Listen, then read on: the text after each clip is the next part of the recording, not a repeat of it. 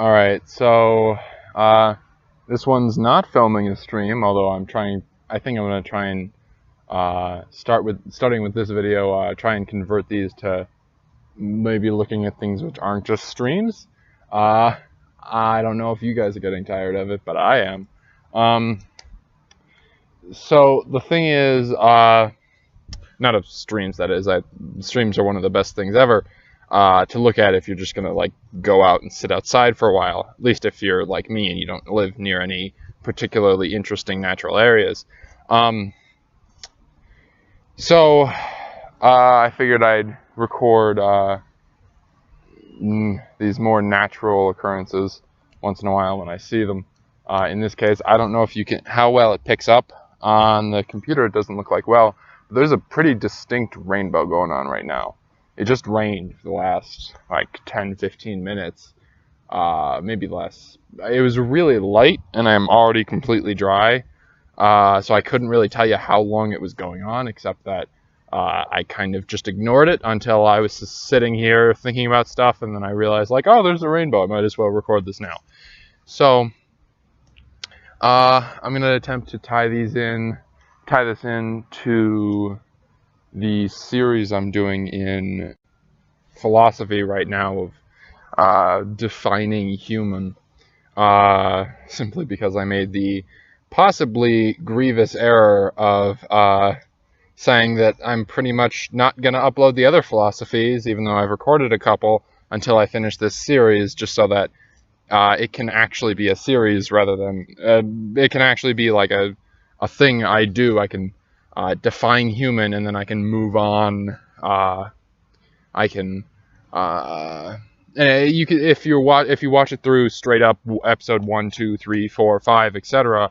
What you'll end up seeing is, instead of occasionally an episode of attempting to define human, you'll see just straight up. You started on, I think it's like episode 4 or 5 when that starts.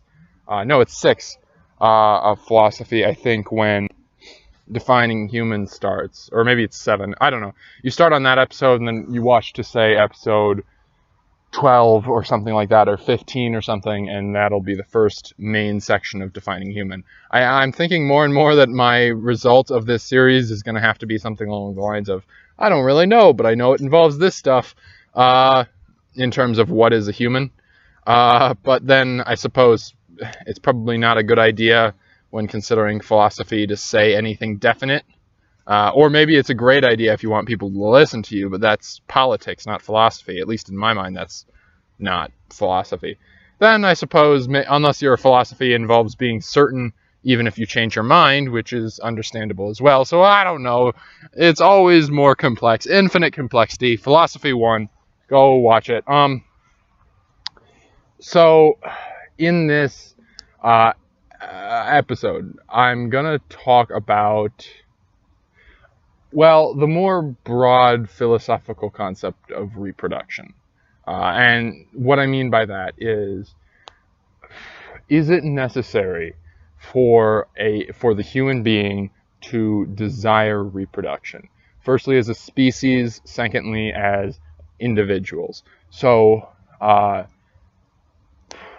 course, I don't know how well I've articulated this in the previous episodes, but one major theme I've been trying to attempt to define what a human is simply by, I think of a person, and I think of maybe an alien creature, and I think of the limits of what it would have to be for me to still call it, yeah, it's a sentient human. It has sentience. It's intelligent.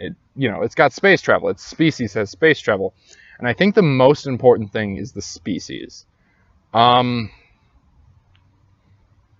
don't know necessarily if it would be required. No, I think it has to be required for the species to desire continuation, if not precisely through the means of reproduction, although that's the simplest means. So for instance, if a species develops the ability to become transcendent, I can understand how they wouldn't continue with their desire to reproduce, because they'll continue their species without reproduction. In fact, reproduction might just make things harder, because For whatever reason, transcendience needs a limited population. I don't know. Or maybe they have that supercluster thing where you just turn your solar system into a computer, and then you just run it on some digital world, which is... Anyways. So in that situation where continuation is given, I can still view that easily being a sentient species that doesn't need to continue itself through reproduction. So I don't think reproduction is necessarily required, but I think the species as a whole needs to desire continuation. The problem is an individual still a human if they individually do not even desire continuation of themselves? And what I mean by this is, and this is where it gets a little iffy on why this counts as a defining human episode, but one thing within my philosophical beliefs that perhaps I'll expand on another occasion is that one major problem that I think people tend to have when they're imagining success or failure within their lives, or I don't even think you can really define it as success or failure no matter what method you use, but when they're trying to define what they should do, is that they tend to define their lives not on their lives, but on their deaths. People seem to live their lives as if it's not their lives which matter, it's what is left when they're dead.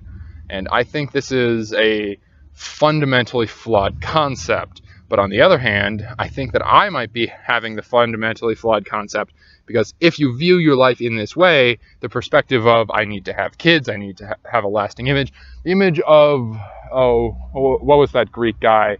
Well, first there was the one guy from Gilgamesh, I think, and then that was the Epic of Gilgamesh, I think, and then there was also the one half-god guy, Greek.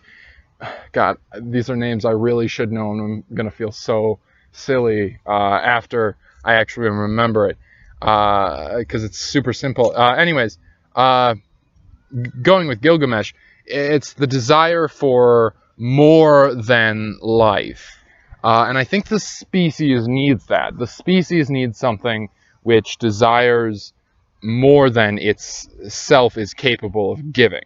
Or more than any individual. So, for instance, you have your Gilgameshes, you have your heroes.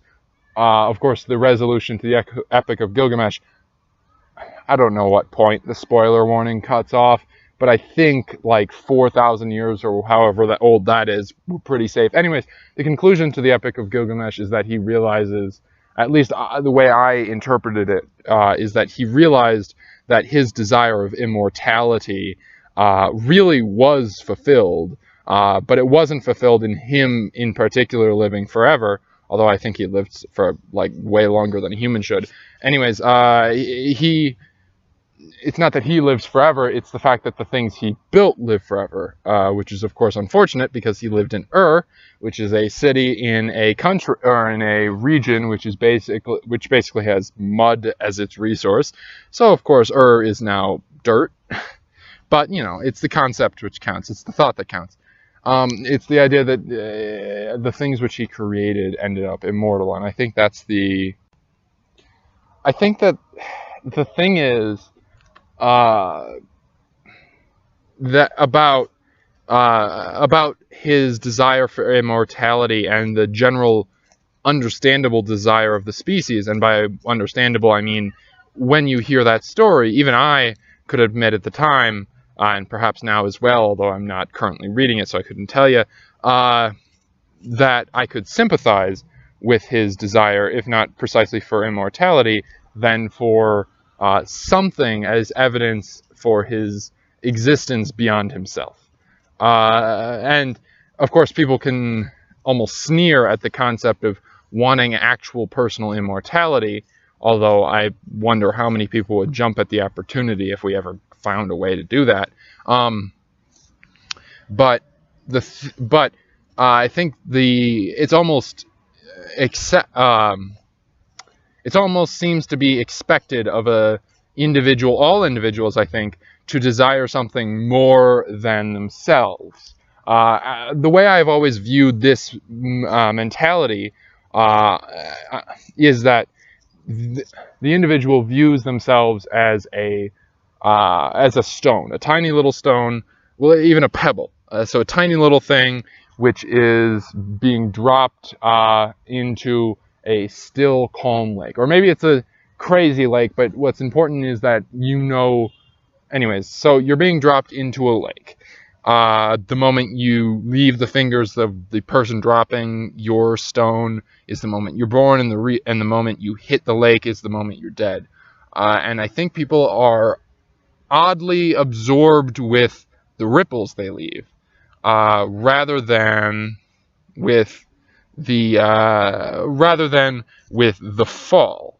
Of course, you hear it lots of times with different proverbs and different ideas, like things like happiness. Happiness isn't about a lot of people saying that happiness isn't about a unachievable goal of happiness. It's about the journey of, or it's about actively being happy in doing other things. So you can be happy, but you cannot achieve happiness, I guess, is the way to define that idea. So it's similar to that concept, but I think that people are viewing it as what's important is the ripples. Personally, I've always thought it, or maybe not always, probably not always, in fact, but I view it more as even not the ripples or the fall is the important thing, but I've never put any particular strain on getting big ripples, I guess you could say. I think that I view the rock which is dropped and leaves not a single ripple, and the rock which is dropped and leaves so many ripples that the surface of the water is still murmuring from the ripples of ripples far after the rock has been dropped and fell into the water. So in that you'd get people who are remembered thousands of years later. So, and of course we've kind of agreed to this in teaching history and remembering history. We remember these people, and we agree to remember these people, and on the off chance that we can be remembered ourselves.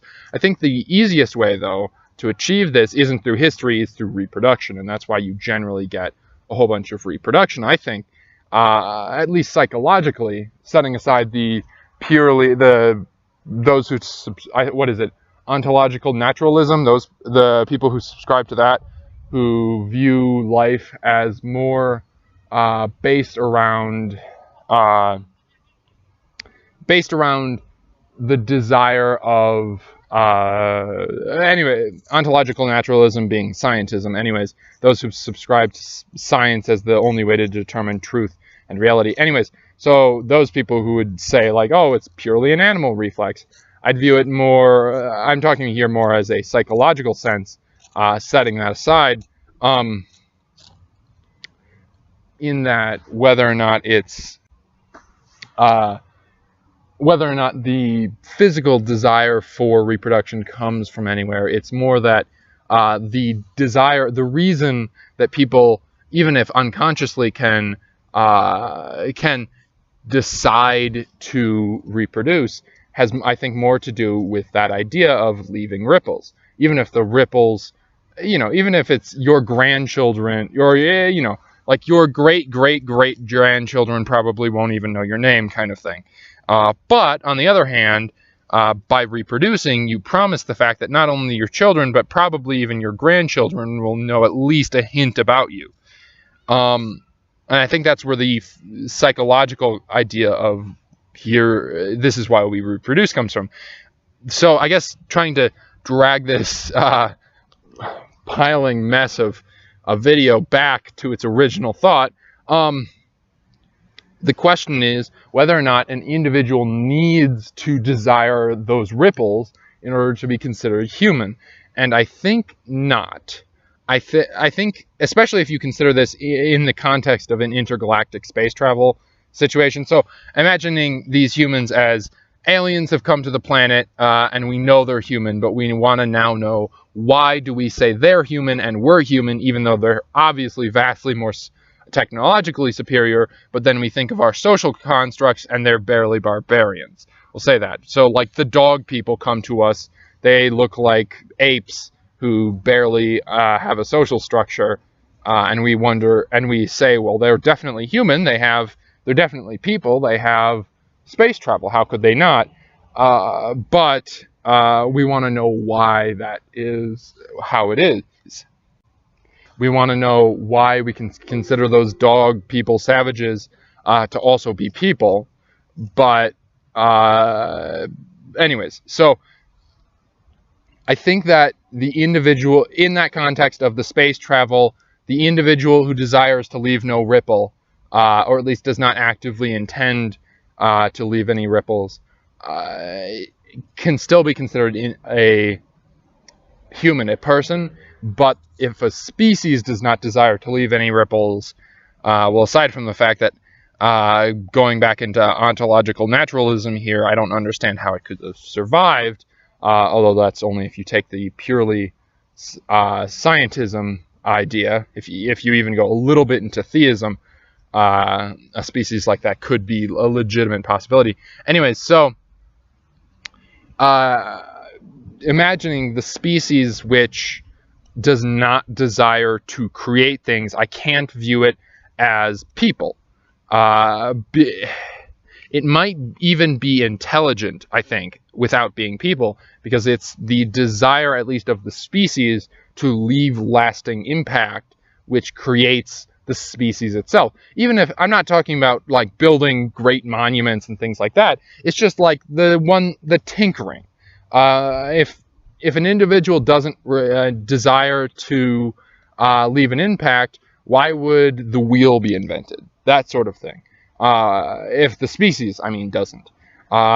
So, going back to ontological naturalism here, scientism, going with the evolutionary example, why would Homo erectus have used the fire when they can survive perfectly well without it? And it's only the fact that they want to leave more than what they have. They want to leave that lasting impact that moves them towards peoplehood. I don't actually think Homo erectus was people. Homo Neanderthal might have been, maybe, but I don't think Homo erectus was. But it moved towards people in attempting to leave that lasting impact. So that's nice. At first, when I was going to make this video, I didn't think I was going to be able to connect what I actually wanted to talk about, which was the ripple in the pond idea, about how individuals don't actually need to leave ripples. I mean, you know, you imagine the one individual space dog savage thing. It's still a person, even though it doesn't actively intend to leave anything special, if only because it's intelligent enough to be legitimately and unquestionably part of a species which has intergalactic travel.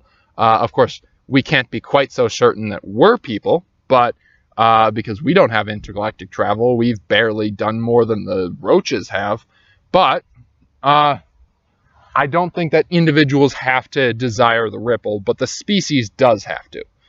So those individuals who don't desire it, even if they pretty much have to be the outsiders or the few. Even if not every individual actually even does. So even if it's a society where 1 in 1,000 ever have children and 1 in 1,000,000 ever do anything worth lasting impact, then even within that society, it's not the fact that they actually do have an impact, it's the fact that they desire the impact. All right, so I guess I'm sticking to my theme of 20-minute videos, and the rainbow disappeared at some point in the video. Maybe you noticed, maybe you didn't. So this is a philosophy, so I guess enjoy the turkeys. Yeah, I'm not going to try and drag this series out too much longer, although I think this is going to be a series which has additional episodes that are outside of this one after another theme of mine. It's just that I'm going to attempt to define as many things as I can. Then I'm going to get back into the normal stream of things, and then I'll make videos and I might mention like, oh, by the way, I'm going to consider this to be also something required for humanity. But I think that I think that in making, you know what, might as well just call this one as the last one, the last defining human of the actual series, as a traditional series, just because I don't like making this series like I have been. I might make another emotions episode, but I think this attempt to define humans straight up like I have one series after another has been slowly sort of degrading the quality of these philosophies, just because I have to talk about these things within this context. I think adding the context is something I should do as a side thought, not as the main theme. So, as I said, I might say, I might make a video like I did about this ripples, and then say, also, by the way, I don't think it's required for the individual, but it is for the species, and here's why. And that'll be like a 2-minute section at the end. Yeah. So I suppose that's a wrap, I suppose, on this series. Not a kibosh. I'll be, if that's the right word for that, I'm still going to be talking about it, but not as a series. So, and anyways, this will allow me to actually upload the 2 or 3 videos which I've made which aren't this. And then I have another one which I want to record at some point, which is also philosophy. Anyway, so, yeah, I was thinking about it, and I thought it would fit, maybe, and it worked out. So, yeah, enjoy the turkeys.